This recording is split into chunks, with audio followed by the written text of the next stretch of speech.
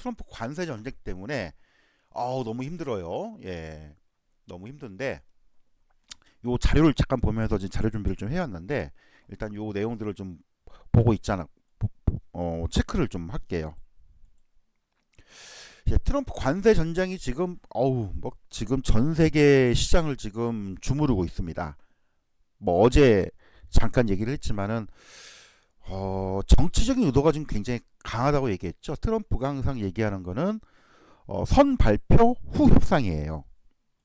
근데 미국 내에 뭐 이런 그 반발 그리고 혼돈 이거를 누가 지켜라? 이게 안정될 때까지 니네가 인내하고 견뎌라.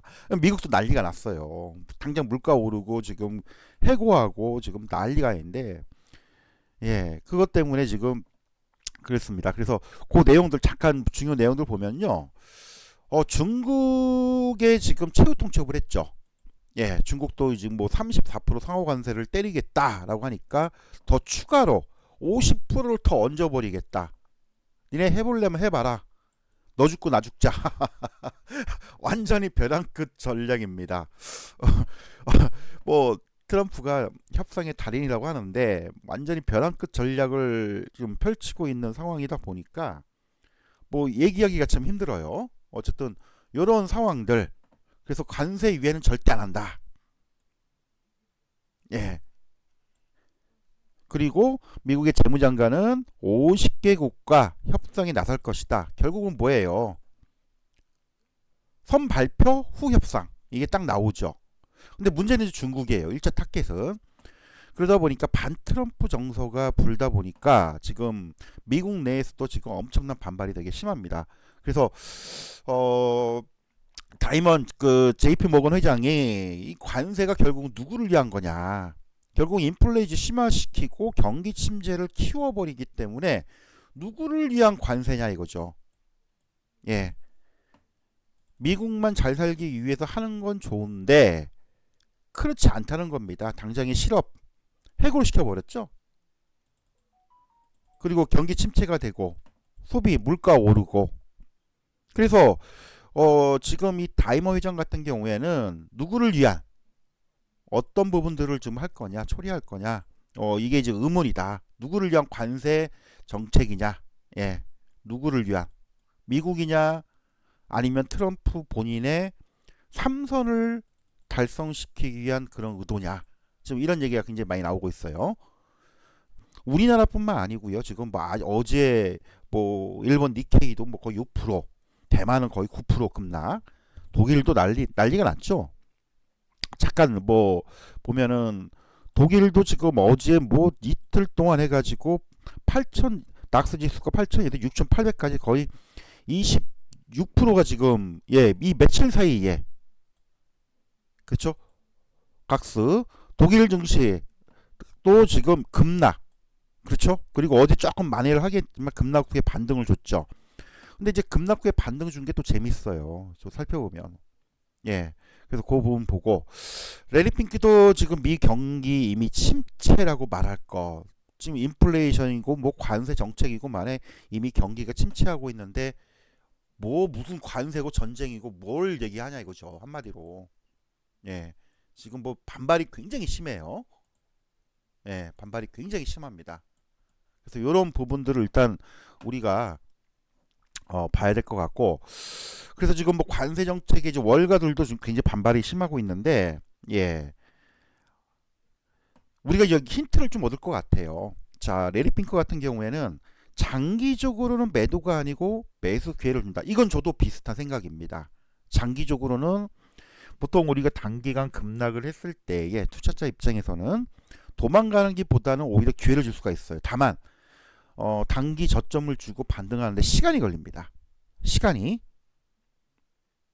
시간이 그래서 그 부분들 보시고 뭐 피트너 백악관 수석 고문 무역 고문 같은 경우는 관세는 협상 대상 아니다 이런 게 개소리 하고 있네.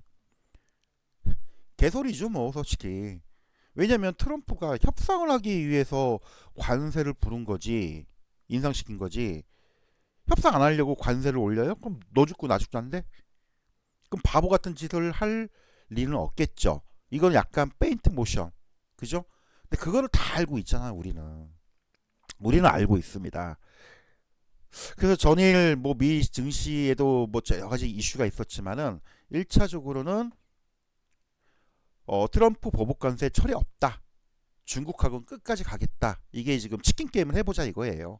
그래서 4월 9일 미국 시간으로 4월 9일이면 우리나라 시간으로 4월 10일 목요일이죠. 추가 관세 계속 유지한다. 근데 재미난 게 하나 있습니다. 재미난 거는 이제 가짜 뉴스 소송이 있었어요. 그게 뭐냐면은 중국의 국가에 90일간 관세 부과를 일시 중단하겠다. 결국은 이제 가짜 뉴스로 판명이 됐습니다. 뭐 우리나라도 이제 그런 그 여러 찌라시들이 많이 돌잖아요. 그죠? 돌고 있는데 이것 때문에 나스닥 어제 장난 아니었어요. 저도 이제 새벽에 6시쯤에 좀 마감 시험 보면서 체크를 해봤는데 뭐이 급등 후에 다시 안정되는 이 모습이 굉장해요. 한번 차트를 잠깐 볼게요. 자, 이 부분입니다. 자, 이게 지금 중국 외 여타 국가의 90일간 관세 유예를 하겠다. 이 소식이 딱 들리면서 여기서부터 불끈해 가지고 얼마까지 순식간에 14,000포인트에서 얼마까지 16,200까지 거의 뭐 15% 이상 급등을 해버렸죠. 웬만한 종목들은 막 미국은 상하한선이 없잖아요. 뭐 30% 이상 오른 종목도 굉장히 많습니다. 그것도 불과 예, 그것도 불과 1시간 만에. 1시간 만에. 이 1시간 동안에 엄청난 일들이 있었어요. 이 1시간 동안에. 그래서 이런 부분들을 본다면 지금 미국 증시도 그렇고 우리나라 증시도 그렇고 각국의 세계의 모든 증시들이 너무 과하게 하락한 거에 대한 반발 심리. 분명히 과하게 빠졌다는 거는 분명히 인정을 하잖아요. 근데 뭡니까? 아직은 확인이 필요한 거겠죠. 예. 보통 이것도 뭐 제가 지난번에 얘기를 했을 거예요. 일반적인 경우 한 2, 30% 정도 하락 이후에 뭐가 나온다? 기술적 반등이 나온다. 그렇죠?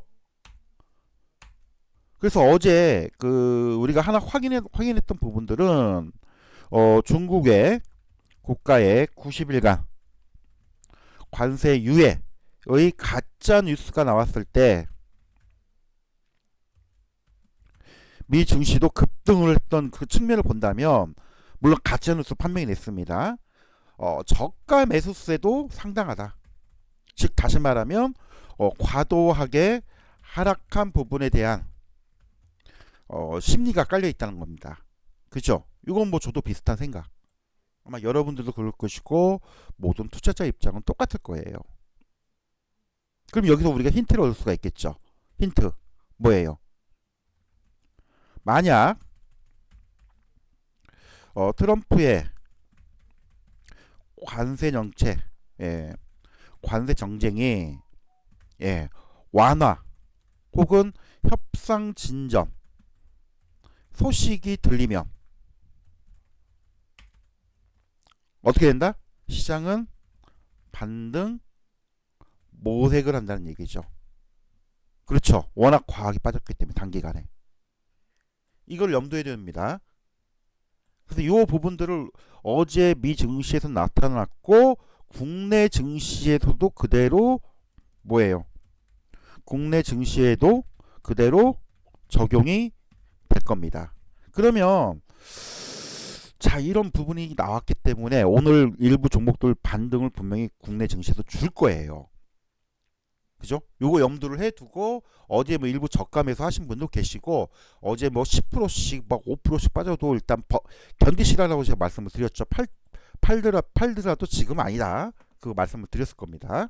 그래서 그 부분을 좀 말씀을 좀 드리는 거고 어쨌든 이 가짜뉴스 관련된 소식들은 뭐 우리가 충분히 체크를 하고 이런 부분이 있었다. 요거 우리가 힌트를 좀 얻어야 될 것 같고요.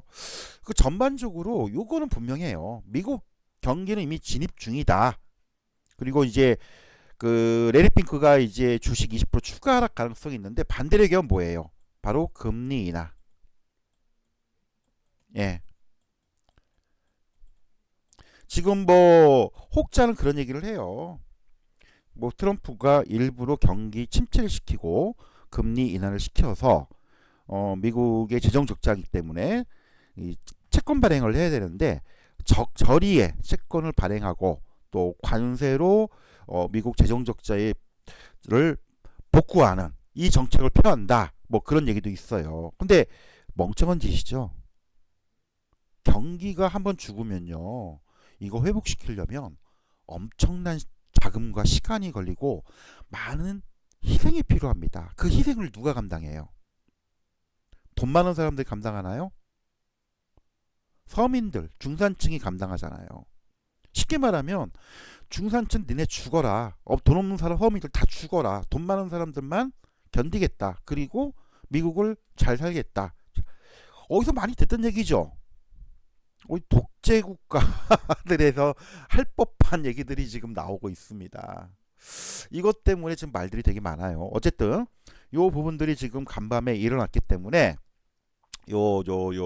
저기 뭐야 그 오보 요 소식들 요것들이 미 시장을 많이 크게 흔들리게 만들었다.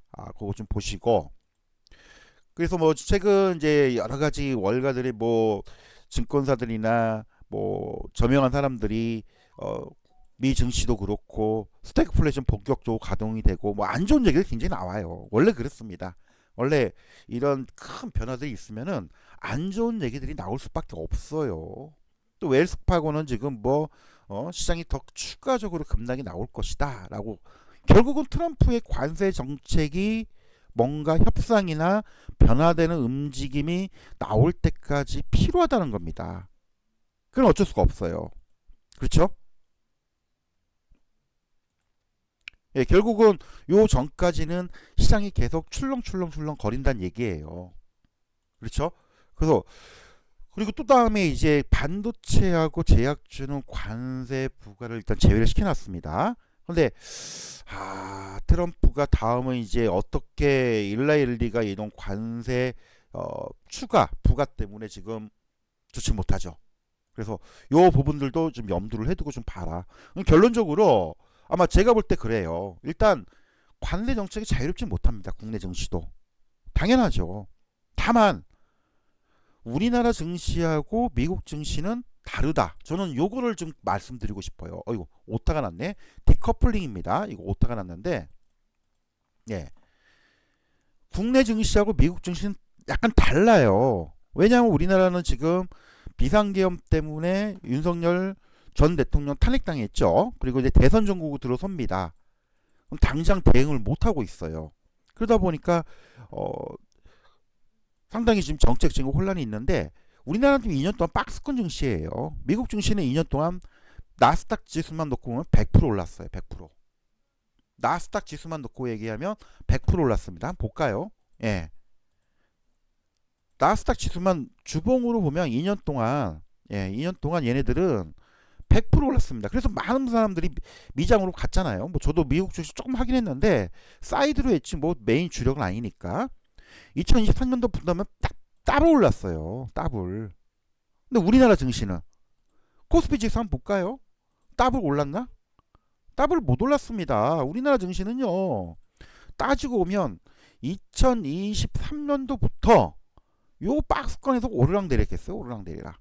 오르락내리락. 뭐 많이 올랐어야 뭐 급락할 게 있었죠. 그렇지 않나요? 따라서 요 부분들을 본다라면은 국내 시장 오늘 기술적 반등이 나올 텐데 너무 두려워할 필요는 없다. 그거 좀 다시 한번 말씀을 좀 드릴게요.